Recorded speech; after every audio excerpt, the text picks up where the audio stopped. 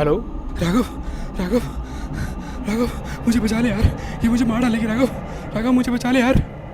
सुनील, सुनील, क्या हुआ? इतनी घबराहट में क्यों है? और कौन तुझे मार डालेगी? उसकी आवाज़ मुझे सुनाई दे रही है राघव। वो मुझे लेने आ गई। राघव, बचा ले यार। कौन कौन मारने आ रही है तुझे? सुनील, सुनील, सुन रहा है तू? सुनील। कर्ण, कर्ण पिशाचनी। आखिर कौन है ये सुनील और किस मुसीबत में फंसा हुआ है? और उससे बड़ा सवाल कि कौन है ये कर्ण पिशाचनी? तो नमस्कार दोस्तों, स्वागत है आपका कहानी जंक्शन में। मैं हूं विक्रांत दुबे और आज की कहानी का नाम है कर्ण पिशाचनी का रहस्य।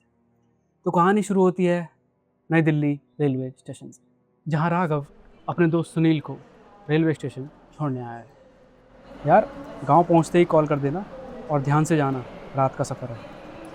अबे छोटा बच्चा थोड़ी हूँ जो तू ऐसे बोल रहा है। टेंशन मत ले यार। वो तो दादी की तबीयत अचानक ख़राब हो गई तो वो चाहती थी कि मैं उनके साथ कुछ वक्त बिताऊँ, इसलिए जा रहा हूँ अपने गांव बैरवा। अकेला जा रहा है ना, तो थोड़ी चिंता होती है। जहाँ भी गए साथ ही तो गए हैं।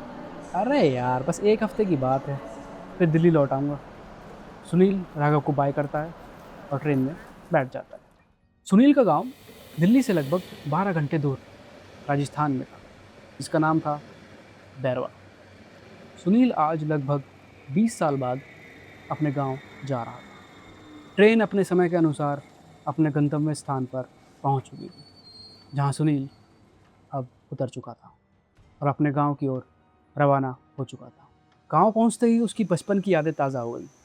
आखिरी बार वो 8 साल का था जब अपनी गर्मियों की छुट्टी में यहाँ आया था। कुछ देर बाद सुनील अपनी दादी के घर पहुँच चुका था, जहाँ उसके चाचा, उसकी दादी और उनके 2 बच्चे रिंकी और अजय रहते हैं। उसकी चाची का कुछ साल पहले देहांत हो चुका था। सभी उन्हें देखकर बहुत खुश हुए। आज का पूरा दिन तो सुनील का इन सभी से मिलने जुलने में चला जाता है। अगली सुबह सुनील अजय से कहता है, चल यार गाँव घूम के आते हैं, एक ज़माना हो गया यहाँ आए हुए भी, आज घूमते हैं चल। तभी उसके चाचा धीमी आवाज़ में कहते हैं, ध्यान से जाना और अकेले कहीं मत घूमना, और दोपहर होने से पहले घर वापस आ जाना। अब रिंकी भी उनके साथ चल पड़ी थी। अजय और रिंकी सुनील को पूरा गांव घुमाते हैं। खेत, बाग बगीचे, नहर, जो भी सारी चीज़ें होती हैं गांव में, वो दिखाने लगते हैं। तभी सुनील थोड़ा हंसते हुए कहता है, अरे यार, ये चाचा क्या कह रहे थे कि अकेले मत जाना, दोपहर से पहले वापस आ जाना? कुछ समझ नहीं आई ये बात। आखिर ऐसा क्या है गांव में, कोई भूत प्रेत घूम रहा है क्या? और वो हंसने लग जाता है। तभी अजय थोड़ा गंभीरता से बोलता है, तुम शहर से आए हो ना अभी, तो तुम ये सब नहीं समझोगे।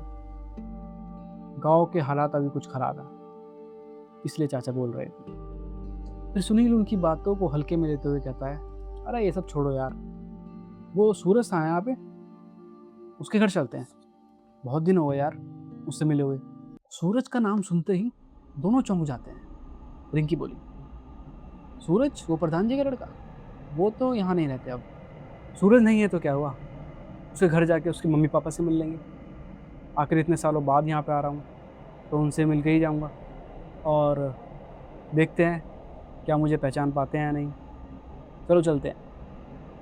तभी अजय फिर बोला, नहीं, वहाँ कोई नहीं जाएगा, दोपहर होने वाली है और खाने का टाइम हो रहा है, अम्मा बुला रही होंगी, चलिए चलते हैं। सुनील क्या ही करता, उनकी बात माननी पड़ी और तीनों अपने घर चले गए।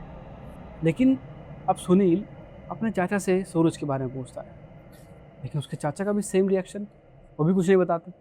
वो अपनी दादी से पूछता है, उसकी दादी भी उसे कुछ नहीं बताती। बस सब उसे कह देते हैं कि सूरज यहाँ नहीं रहता और वहाँ जाना मना है। लेकिन पूरी बात कोई नहीं बता रहा था कि आखिर बात क्या है, कि मांजरा क्या है।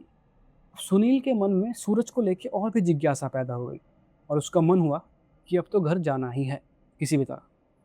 क्योंकि बचपन में जब सुनील गांव आता था तो सूरज के घर ही खेलता कूदता था, क्योंकि सूरज के पिताजी प्रधान थे और उनका घर सबसे बड़ा था और सारी सुविधा भी उनके पास थी। और जब दोपहर हो गई और सब सो गए तो सूरज ने चुपचाप अकेले निकलने का फैसला किया और वो बाहर चला गया।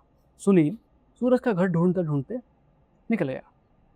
दोपहर का वक्त था और पूरा गांव सुनसान पड़ा था, हर जगह सन्नाटा, क्योंकि दोपहर के वक्त गांव में अमूमन लोग आराम ही कर रहे होते हैं। सूरज का घर गांव से थोड़ी दूर था, इसलिए सुनील पैदल पैदल थोड़ी देर में सूरज के घर पहुंचा।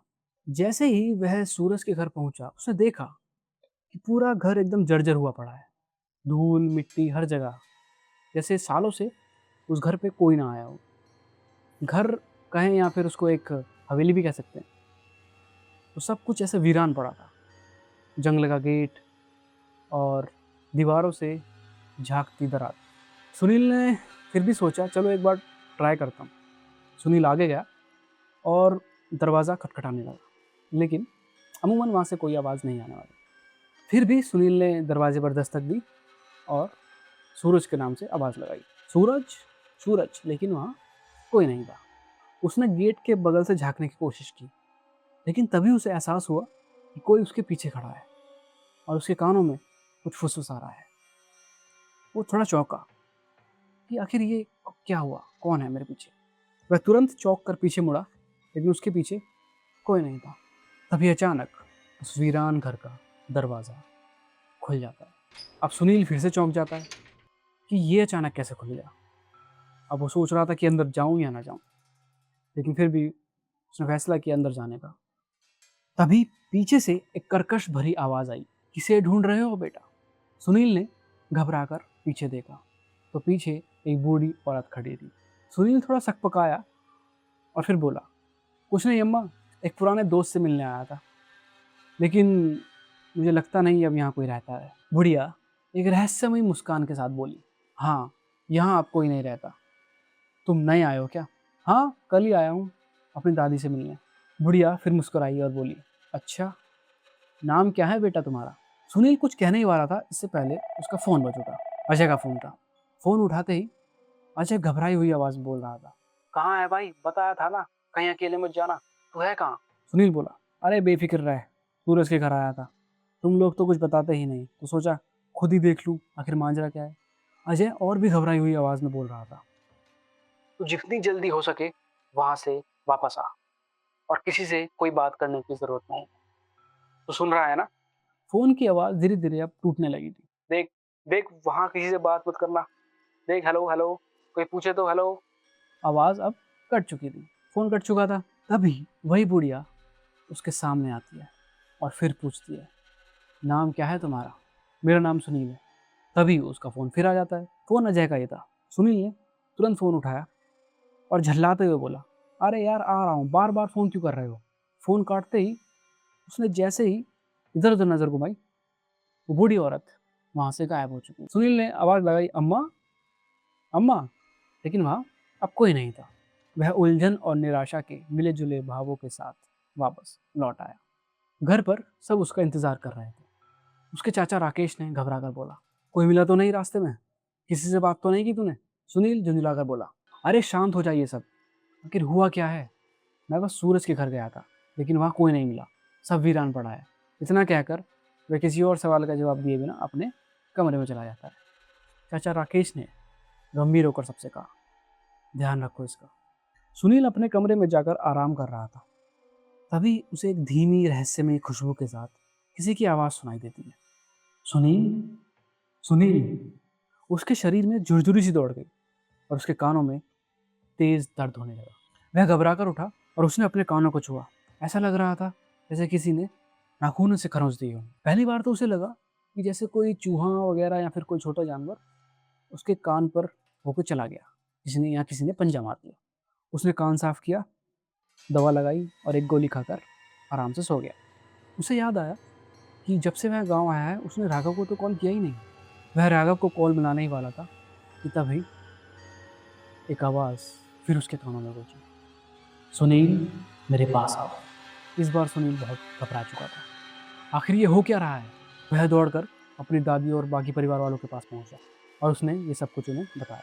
अब सब बहुत चिंतित हो चुके थे। तभी उसकी दादी कांपती हुई आवाज़ में बोली, तुझे मना किया था ना अकेले जाने से, अब जिसका डर था वही हुआ। सुनील अब घबराता हुआ बोला, लेकिन हुआ क्या है? आप लोग मुझे कुछ बताते क्यों नहीं? ये अजीब अजीब आवाज़ें मुझे क्यों सुनाई दे रही हैं? और सूरज के बारे में भी जिनसे पूछता हूँ कोई कुछ बताता ही नहीं। आखिर वहाँ हुआ क्या था? अब चाचा राकेश चिल्लाते हुए बोले, मार दिया है सबको उसके श्राप ने। क्या? किसने? सुनील कांपती हुई आवाज़ में बोला। किसके श्राप की बात कर रहे हैं आप? चाचा गंभीरता से बोले, कर्ण पिशाच ने। अब पूरा घर सन्नाटे में डूब चुका था। दादी की आंखों में आंसू थे। उन्होंने कांपते हुए बोला, इस गांव पर कर्ण पिशाचनी का श्राप है। अगर उसने तुम्हारे मुंह से तुम्हारा नाम सुन लिया तो वो श्राप तुम्हें लग जाएगा। तुम्हारे कानों में अजीब अजीब आवाज़ें सुनाई लगती है। वो तुम्हारा नाम पुकारती है और धीरे धीरे इंसान खुद पर से नियंत्रण खो देता है। इसलिए यहाँ कोई भी उस सुनसान रास्ते पर अकेला नहीं रहता। सूरज उसका पहला शिकार था। वही घर था जहाँ से ये सब शुरू हुआ। उस रात सूरज के परिवार पर उस कर्ण पिशाचनी का कहर टूटा। कोई नहीं बच पाया, यहाँ तक कि तुम्हारी चाची भी नहीं। सुनील अब बहुत घबरा चुका था। वो अपनी दादी से बोला कि आखिर दादी हुआ क्या था? क्या सच है इस कर्ण पिशाचनी का? तभी उसके कानों में फिर एक आवाज़ आई, सुनील मेरे पास आओ। अब उसके कानों से खून बहने लगा था। वह चिल्लाने लगा, मुझे बचाओ, मुझे बचाओ। उसके चाचा और कुछ गांव वाले उसे जल्दी से एक बाबा के पास ले जाने लगे। लेकिन रास्ते में सुनील की हालत बिगड़ती जा रही थी। खून का बहाव तेज होता जा रहा था। दर्द असहनीय था। उसका शरीर अब कांपने लगा था और अचानक वह सबकी पकड़ से छूटकर जंगल की अंधेरी राहों में भागता चला गया। उसने बस आखिरी कॉल अपने दोस्त राघव को किया था। तो दोस्तों, क्या रहस्य है इस कर्ण पिशाचनी का और कैसे इसका श्राप पूरे गांव पर फैल चुका है? क्या ये मौत का सिलसिला यूं ही जारी रहेगा? क्या राघव सुनील को बचाने आएगा? इन सारे सवालों का जवाब आपको मिलेगा इसके अगले भाग में। मुझे यकीन है आप अगले भाग के लिए कहानी जंक्शन पर बने रहेंगे और इसे सब्सक्राइब जरूर करेंगे। तो मिलते हैं दोस्तों अगले हफ्ते। जब तक के लिए धन्यवाद। कहानी जंक्शन, जहां खेल बने दास्तान, रोमांच के पर्दे उठते धीरे धीरे यहाँ।